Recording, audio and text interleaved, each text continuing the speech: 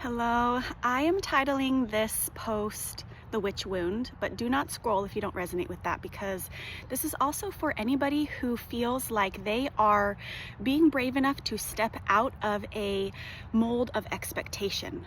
Anybody who is perhaps the black sheep of their family, anybody who is, if you're leaving a marriage, if you're having some transition away from a job that is bringing security, and you know that it's not working for you, but you are quitting and don't even know what your next job is going to be, for example.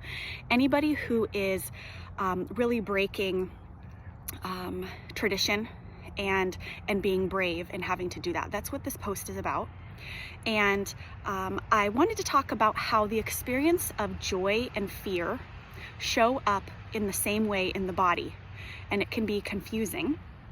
I wanted to share this because I'm going to be brave myself and offer that when I do posts like this, and when I do, my events, I have no problem speaking in front of people. I've been an elementary music teacher and taught whole schools, ran whole programs.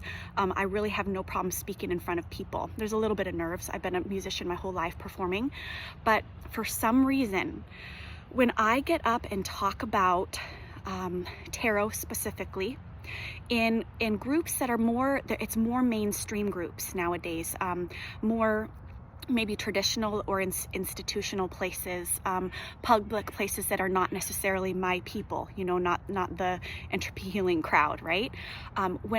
Even if I'm in a room and I'm raising my hand to comment about it, I have a physical response. And I'm sharing this because if you have this response, I want to normalize it for you so that you do not think you have to fix it or there's anything wrong with you.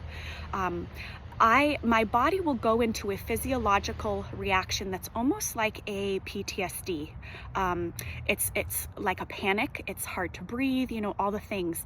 And it feels really like fire in the body. And when I pulled a card to talk about this today, it was the Five of Wands, and this very much feels like this. So, I sometimes I wanted to build on what I talked about yesterday with Three of Swords about, this idea of kind of heartbreak and feeling like we've taken steps backwards, right? Well, I wanted to share that if you are breaking out of an expectation of an identity of how you think people have seen you or how you want to be seen, or that you are stepping into your power and that it's uncomfortable, that your body, even if it's the right thing and you're happy and joyful about following your inner compass, your physiological body might respond differently, because we are holding up to 7 generations worth of trauma and history from our ancestors, from our lines. So I think a lot of this, I'm calling this also the witch wound, because I think that there is so much of it for me that, because it is the tarot, and I feel like I am breaking down walls and generations and whole mindsets in the patriarchy, even about demonizing women and their powers of intuition, and breaking down molds that tarot is this purely for premonitions and future telling, and it's this secret thing. So knowing that if you are breaking a mold, and maybe for you maybe you have like a military family that you've been into, and you know that the military you can't do it, right? You have to leave. Or maybe you're in a marriage and it's expected that you stay there for the kids, but that it's not the right thing to do for you. Maybe you have that steady job and that it's providing for you, and people think you're crazy for leaving, but you just can't, right? You know what you cannot do. So those are just a few examples, and it's also relates to being in an uncertain time, right? In a liminal time where the answer isn't necessarily clear. And so when we have this physiological response, I think it can be normal to think, what did I do wrong? Why is this happening? It can be frustrating. There can be anger. But really, when we start to wake up to what isn't working and we start to step towards what does work, or trying to figure that out, even just navigating, what does that even look like, that when we're starting to do that, that the whole purpose is not that we're suddenly not going to be, that for me, it's not that suddenly I'm not going to get nervous anymore. It's not that suddenly I can just speak confidently and I don't have a care in the world, and I really don't care what people think anymore. That's kind of what our brain wants to think, that makes us feel safe, that we have an obstacle, we go over it, and then we're over it, and then it's gone. That's not what it means to really start to wake up and to move forward with our inner compass. Really what it is that when we have these obstacles or barriers, as we grow, we are able to come back to our center more quickly.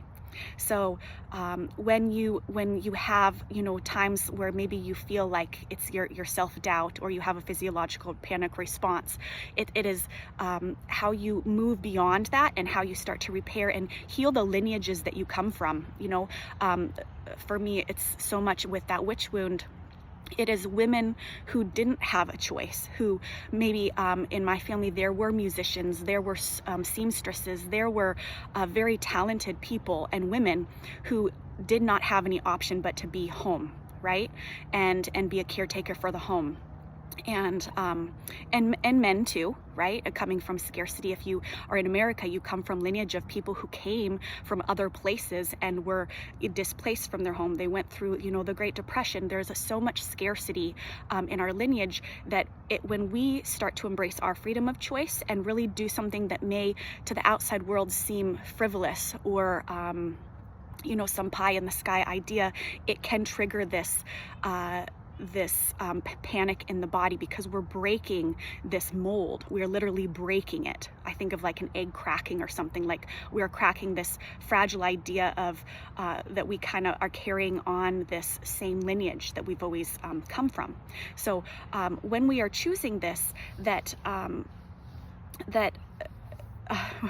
sorry, that was a little tangent, but when we come back to our integrity, that's how we continue to grow and decide our next steps. So for me, when something like that will happen, it's what are your tools that you can use, and even when I'm in the midst of it or before it, I do my visualizing, I do my breath, all the things, but it's not going to stop it. So you just allow it to come through, and maybe I still stay brave and talk about that thing, or maybe I just say, oh, I forgot what I was going to say, because really at that time I know it might be too overwhelming.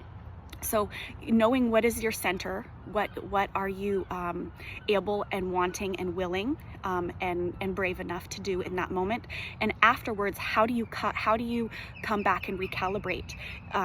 If it is going for a walk with a podcast that is going to give you motivation and comfort and nurturing and support, if it is calling a friend, if it's yoga, if it's taking a nap, if it's making cookies and eating cookie dough, whatever it is that brings you back to a sense of comfort and nourishment into your center, so that every time the quicker you can get to that place and recognize that the wind blew you one way and now I'm coming back.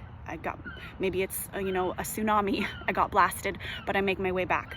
So I hope that this is helpful for you. If you have the witch wound, if you don't, this is a long post, so I'm putting this on YouTube, and when we are brave enough to step out, if it's your witch wound or whatever molds you're breaking, that we receive,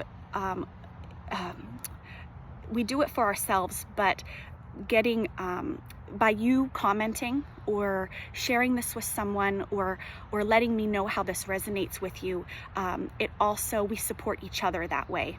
So I appreciate your support, and if you want to watch the full thing on YouTube, or if you want to share this with someone, I would greatly appreciate it.